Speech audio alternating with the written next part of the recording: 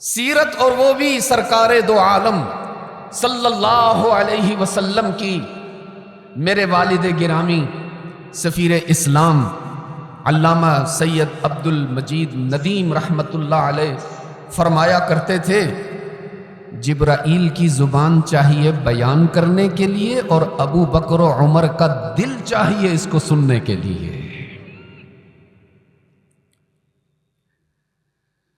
اللہ نے اپنے محبوب کو بڑا ہی خاص بنایا،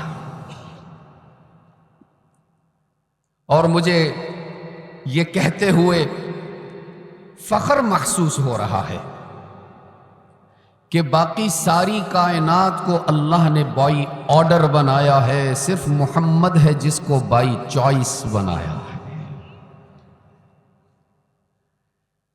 باقی پوری کائنات کو اللہ نے حکم دے کر بنایا ہے۔ فرمایا انما امرہ اذا اراد شیئا ان یقول له کن فیکون۔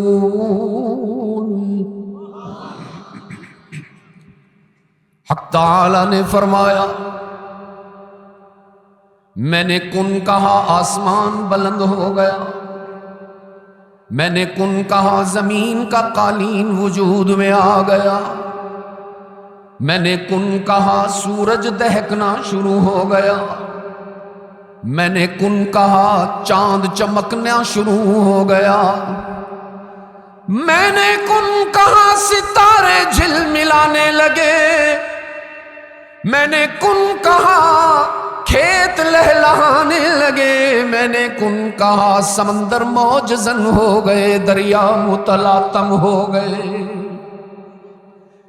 میں نے کن کہا گلشن مہکنے لگے، میں نے کن کہا رات کو اندھیرا مل گیا، میں نے کن کہا صبح کو سویرا مل گیا، میں نے کن کہا آسمان سے بارش ٹپکنے لگی۔ کس نے کن کہا راجشاہی والوں؟ رات کو میں فرید پور میں تھا غالباً، یا شریعت پور میں تھا مولانا، شریعت پور میں تھا، مولانا یوسف صاحب ہیں ہاں۔ اور وہاں آپ جتنا مجمع تو نہیں تھا، آپ سے کچھ کم تھا، لیکن بھائی رات کے 12 بجے میرا بیان ہوا، اور ابھی کیا وقت ہوا؟ ابھی تو 10 ہوئے، ابھی تو کھانے کا وقت ہے۔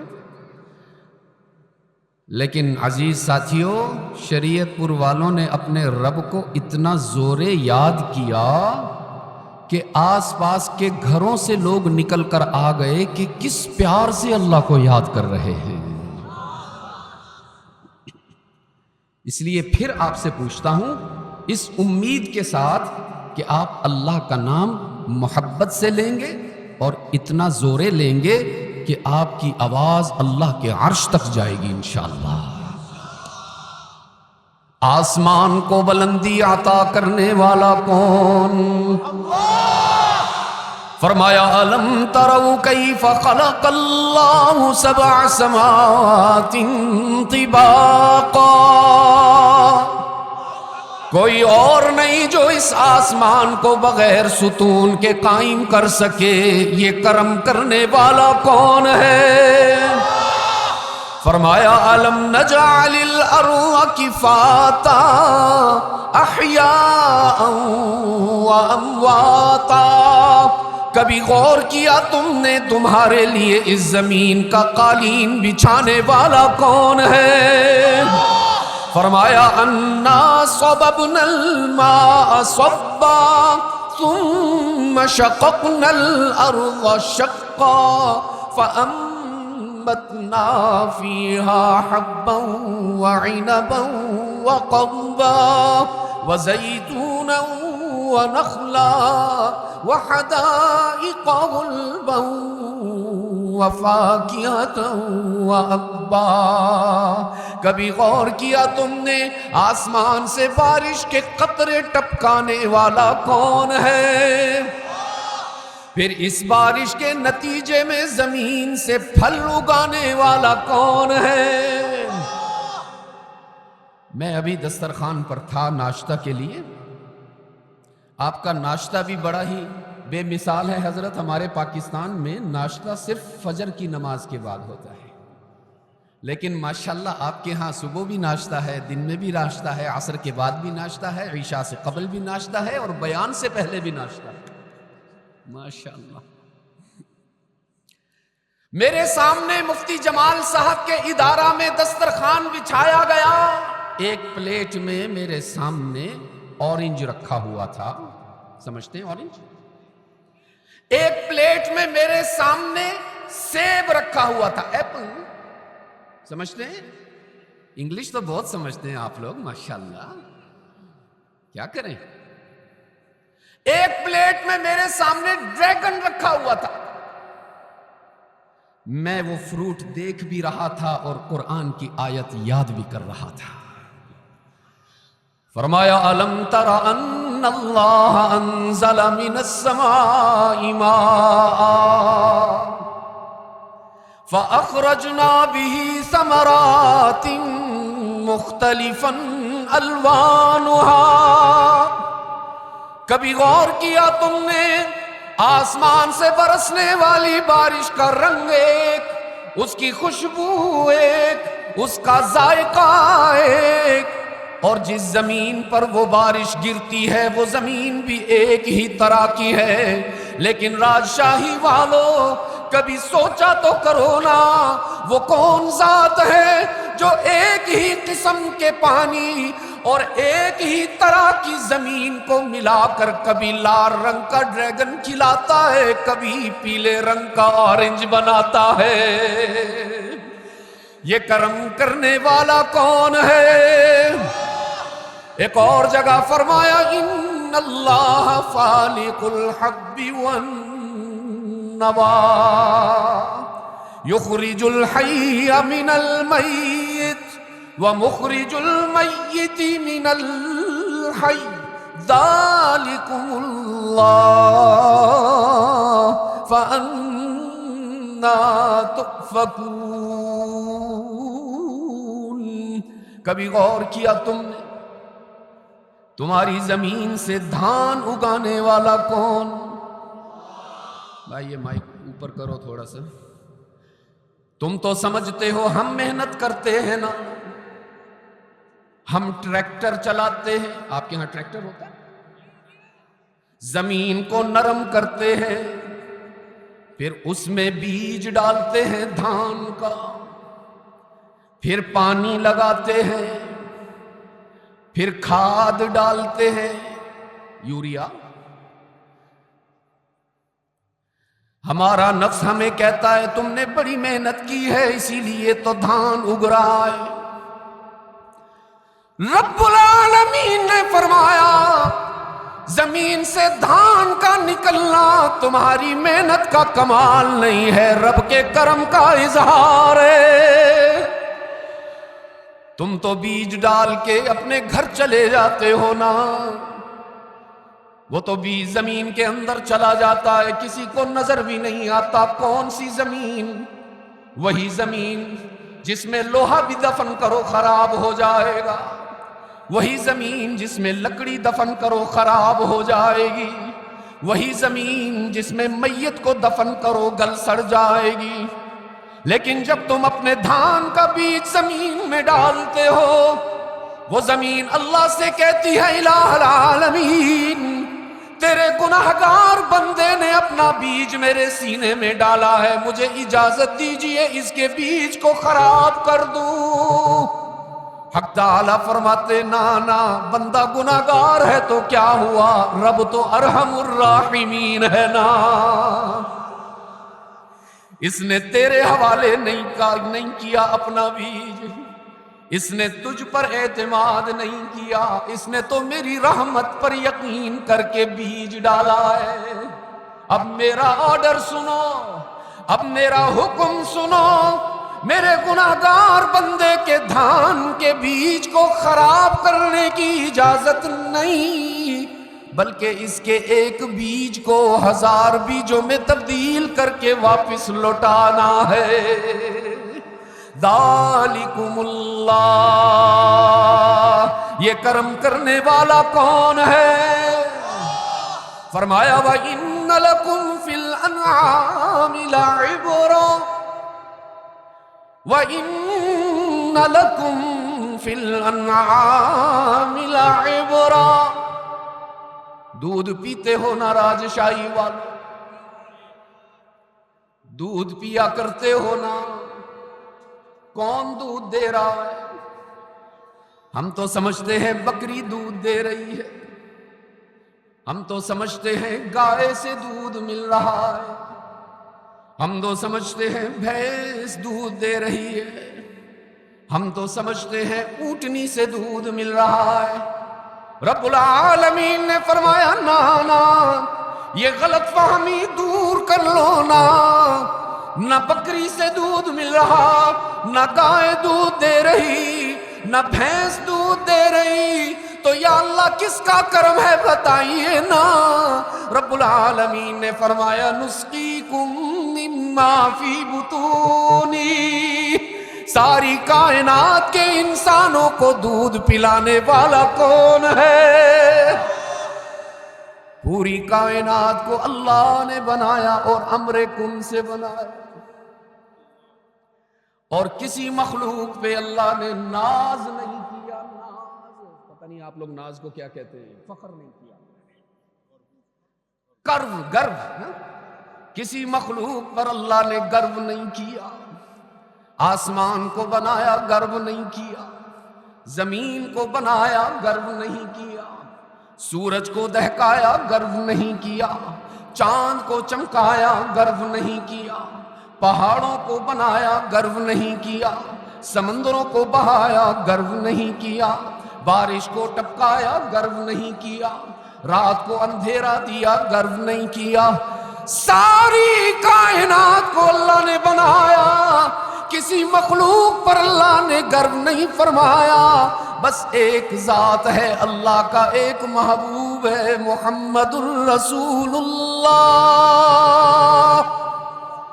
صلی اللہ نہیں، ایسے نہیں، درود شریف ایسے نہیں پڑھنا کہ جیسے آپ کو سردی محسوس ہو رہی، ایسا درود پڑھیے نا راجشاہی والو کہ ابھی ابھی اللہ ہماری آواز کو مسجد نبوی تک پہنچا دے، ایسا درود پڑھیے کہ اللہ کی طرف سے ہم سب کے لیے جنت الفردوس کا ویزا لگ جائے۔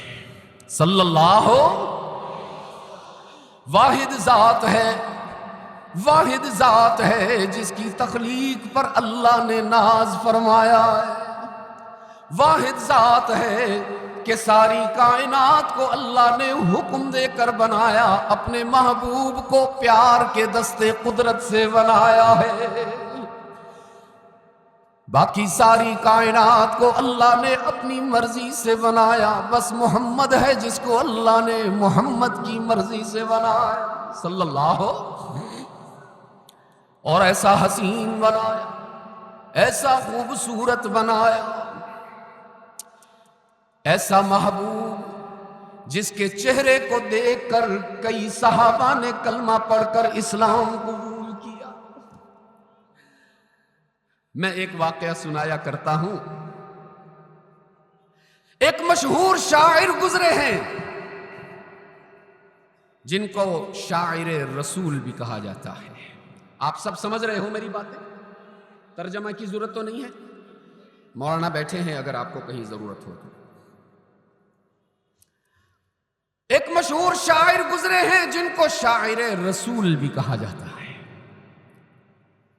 اور جن کی مشہور نعت ہے وَأَحْسَنْ مِنْكَ لَمْ تَرَ قَطُّ عَيْنِي، سنا ہوگا آپ نے، کیا نام ہے ان کا؟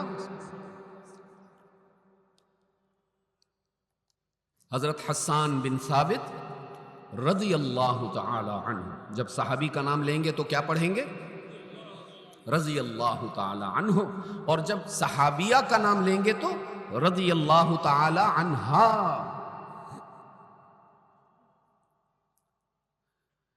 آپ صلی اللہ علیہ وسلم پر ایمان لانے سے قبل بھی حسان بن ثابت مشہور شاعر تھے، اور 60 سال کی عمر تک انہوں نے اسلام قبول نہیں کیا تھا، اور ان کی جو شاعری تھی قبل از اسلام، اس کی وجہ شہرت مدح نہیں تھی، ذم تھا. یعنی وہ دشمن کا مذاق اڑانے کے ماہر تھے، دشمن کی ہوٹنگ کرنے کے ماہر تھے. اور میں آپ کو بتاؤں عزیز علماء کرام، تلوار وہاں تک نہیں پہنچتی تھی جہاں حسان کے اشعار پہنچ جاتے تھے. ایک روز مشرکین آئے حسان کے پاس اور آ کر کہنے لگے، حسان آپ کے لیے ہم دراہم لائے ہیں، دنانیر لائے ہیں، یمن کی چادریں لے کر آئے ہیں، اونٹ بھی لانے کا ارادہ رکھتے ہیں، ہمارا ہدیہ قبول فرما لیجیے.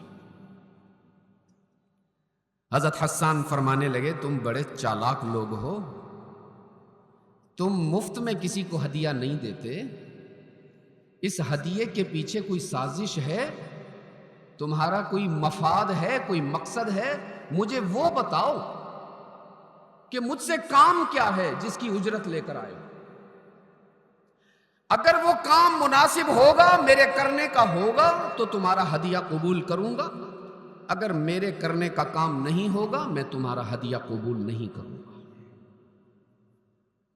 وہ مشرکین کہنے لگے، حسان آپ تو ہمیں سمجھ گئے ہو، واقعی ہم تو ایک کام لے کر آئے ہیں آپ کے پاس.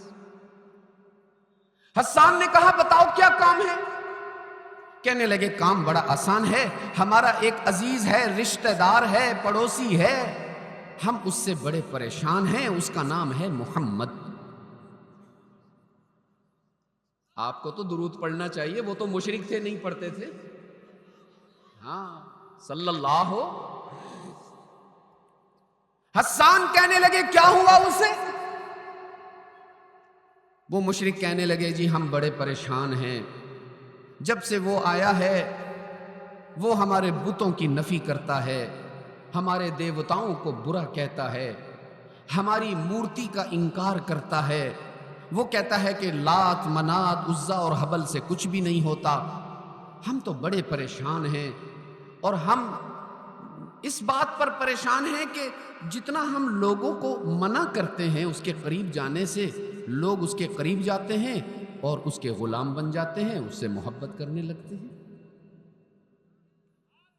تو حسان کہنے لگے، بھائی میں کیا کروں، یہ تو تمہارا مسئلہ ہے، میرے پاس کیوں آئے ہو؟ وہ مشرک کہنے لگے، حسان آپ کے پاس اس لیے آئے ہیں، آپ محمد کے خلاف کچھ اشعار بناؤ، لوگ آپ کے اشعار پر بڑا اعتماد کرتے ہیں، ہم چاہتے ہیں آپ ایسے اشعار بناؤ کہ ان کو سن کر لوگ محمد سے محبت نہ کریں، نفرت کریں. بوجن سمجھ گئے ہو؟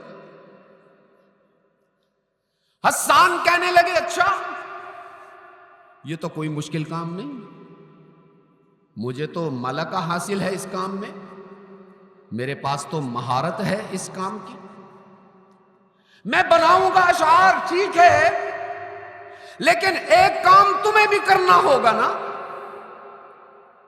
مشرک کہنے لگے، کون سا کام؟ تو حسان کہنے لگے، دیکھو محمد جو ہے وہ تمہارا رشتہ دار ہے، تمہارا پڑوسی ہے، تمہارے اندر رہتا ہے، تمہارے اندر کھاتا پیتا ہے، چلتا پھرتا ہے، اٹھتا بیٹھتا ہے، سوتا جاگتا ہے، ہنستا روتا ہے، بزنس کرتا ہے، تم اس کو اچھی طرح جانتے ہو. میں نے تو کبھی ان سے ملاقات ہی نہیں کی، نہ میں ان کے بارے میں تفصیلات جانتا ہوں. تم ایک کام کرو، اگر محمد میں کوئی عیب ہے، کوئی کمی ہے تو مجھے بتا دو، اس عیب کو بنیاد بنا کر میں شاعری کروں گا. پتہ نہیں یہ بات آپ سمجھ رہے ہیں کہ نہیں سمجھ رہے ہیں؟ حسان کہنے لگے، اگر محمد میں کوئی عیب ہے، کوئی کمی ہے، کوئی نقص ہے، وہ مجھے بتاؤ تاکہ میں اس کمی کو بنیاد بنا کر اس پر عمارت تعمیر کروں گا شاعری کی. تو عزیز ساتھیوں اور میرے دل کے قریب نوجوانوں، غور سے سننا یہ بات. وہ مشرک کہنے لگے، حسان 40 سال ہو گئے ہم عبداللہ کے یتیم کو دیکھ رہے ہیں، آمنہ کے لال کا آبزرویشن کر رہے ہیں، ہم نے اس کا بچپن بھی دیکھا، ہم نے اس کا لڑکپن بھی دیکھا، ہم نے اس کی جوانی بھی دیکھی، ہم نے اس کی تجارت بھی دیکھی، ہم نے اس کی مسکراہٹ بھی دیکھی، ہم نے اس کے آنسو بھی دیکھے، ہم نے اس کو اٹھتے بھی دیکھا، بیٹھتے بھی دیکھا۔ لات اور منات کی قسم کھا کر کہتے ہیں ہم نے آج تک محمد میں کوئی عیب نظر نہیں آیا۔ تو حسان فرمانے لگے اگر تم نے اس کے اندر کوئی عیب نہیں دیکھا تو میں کیسے جھوٹے اشعار بناؤں؟ میں تو کوئی جھوٹا شاعر نہیں ہوں نا، میں نہیں چاہتا کہ میں کوئی جھوٹ بولوں اور کل کو مجھے بے عزتی گوارا کرنا پڑے۔ تو وہ مشرک بڑے چالاک تھے، کہنے لگے حسان ایسا کرو ہم آپ کا ہدیہ بڑھا دیتے ہیں، آپ عیب تلاش کرنے والا کام بھی خود کرو۔ سمجھ رہے ہیں؟ عیب آپ خود تلاش کرو، کمی آپ خود تلاش کرو، شاعری بھی آپ کرو، ہم آپ کا ہدیہ ڈبل کر دیں گے۔ حسان فرمانے لگے مجھے کیا پتا محمد کہاں ہے، میں کیسے ان کو ملوں، میرا تو ان سے کوئی تعلق نہیں۔ وہ کہنے لگے ہم آپ کو بتاتے ہیں نا، وہ ایک راستہ ہے وہاں سے روزانہ محمد گزرتے ہیں صلی اللہ۔ مشرک کہنے لگے حسان اس راستے میں بیٹھ جاؤ، وہاں سے گزریں گے، تم ان کے بال دیکھنا، ان کی چال دیکھنا، ان کے رخسار دیکھنا، ان کے ہونٹ دیکھنا، ان کے ہاتھ دیکھنا، ان کی قد و قامت دیکھنا، کہیں نہ کہیں تمہیں کوئی نہ کوئی عیب نظر آ جائے گا، بس اس عیب کو بنیاد بنا کے اشعار بنا۔ حسان نے فرمایا اچھا دیکھ لیتے۔ چلے گئے حسان، اس راستے میں جا کر بیٹھ گئے کہ جب یہاں سے محمد گزرے گا تو میں اس کا تنقیدی جائزہ لوں گا۔ تنقیدی، تعریفی نہیں، محبت کی نظر لے کر نہیں بیٹھے تھے، تنقید کی نگاہ لے کر بیٹھے تھے کہ دیکھوں تو صحیح کیسا ہے، چلتا کیسا ہے، اٹھتا کیسا ہے، اس کا چہرہ کیسا ہے، اس کا ماتھا کیسا ہے، دیکھوں تو صحیح نا۔ حسان فرماتے ہیں میں اس راستے میں جا کر بیٹھ گیا، تھوڑی ہی دیر گزری تھی، اچانک ہواؤں میں خوشبو پیدا ہو گئی۔ فرماتے میں نے ایسے دیکھا، بائیں دیکھا، سامنے دیکھا، پیچھے دیکھا، نظر کوئی نہیں آ رہا، لیکن خوشبو ہے کہ بڑھتی چلی جا رہی ہے۔ میں بڑا حیران ہوا، تھوڑی دیر گزری تھی کہ اچانک اللہ کا محبوب آتے ہوئے دکھائی دیا۔ اللہ اکبر۔ حسان فرماتے ہیں جب محمد کے چہرے پر نظر گئی نا تو میں نے اپنا دل نکال کر محمد کے قدموں میں رکھ دیا۔ میرے آقا کو نہیں پتا کہ حسان کیا سوچ رہا ہے، کیوں بیٹھا ہوا ہے، کس لیے مجھے دیکھ رہا ہے۔ میرے آقا تو نظر جھکا کے اپنے اللہ کا ذکر کرتے ہوئے اس راستے سے معمول کے مطابق جا رہے ہیں۔ اور عزیز علماء کرام، وہیں بیٹھے بیٹھے حسان ابن ثابت نے اپنی زندگی کی پہلی نعت بنائی، پہلی نعت۔ باقی ساری نعتیں قبول اسلام کے بعد میں ہیں، یہ نعت کلمہ پڑھنے سے پہلے کی ہے، اور دل کرتا ہے آپ کو سنا دوں۔ ہے تو عربی میں، جو عربی سمجھتے ہیں وہ تو انشاءاللہ یہ نعت سمجھ جائیں گے، لیکن جو عربی نہیں سمجھتے ہیں وہ مجھ سے وعدہ کریں کہ انشاءاللہ اپنے بچوں کو قومی مدارس میں داخل کروائیں گے انشاءاللہ۔